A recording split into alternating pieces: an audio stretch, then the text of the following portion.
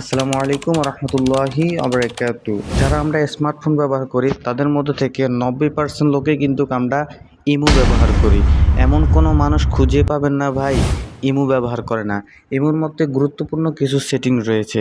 তার মধ্যে একটা সেটিংস আছে, আপনি কখন ইমোতে অনলাইনে এসেছেন আবার কখন অনলাইন থেকে চলে গেছেন কেউ বুঝতেই পারবে না, কেউ জানতেই পারবে না আপনি কখন অনলাইনে এসেছেন কখন অনলাইন থেকে চলে গেছেন, আপনাকে অনলাইনে দেখাবে না। চলুন তাহলে এই সেটিংসটা কোথায় পাবেন, কিভাবে করবেন, চলুন তাহলে আমরা সবাই মিলে শিখে আসি। আর এরকম টেকনোলজি সম্পর্কে ভিডিও পেতে অবশ্যই আমার এই চ্যানেলটিকে সাবস্ক্রাইব করে রাখবেন, ফেসবুক পেজটিকে ফলো দিয়ে রাখবেন। বরাবর মতো আমি মোবাইল স্ক্রিনে চলে আসলাম। এই কাজটি করার জন্য প্রথমে আপনার কাজ হচ্ছে যে আপনি সোজা এখান থেকে ইমোতে চলে আসবেন। দেখুন আমি ইমোতে ক্লিক করলাম।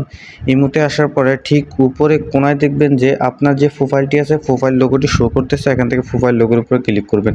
আমি প্রোফাইলে ক্লিক করলাম। প্রোফাইলে ক্লিক করার পরে এখানে দেখবেন একটি অপশন লেখা আছে সিকিউরিটি অ্যান্ড প্রাইভেসি, এখানে ক্লিক করতে হবে আপনাকে। আমি এখানে ক্লিক করলাম। এখানে ক্লিক করার পরে একটু নিচের দিকে স্ক্রল করবেন। নিচের দিকে আসার পরে ঠিক এখানে 2 নম্বর একটি অপশন দেখতে পারবেন অনলাইন স্ট্যাটাস, এখানে উপরে আপনি ক্লিক করবেন।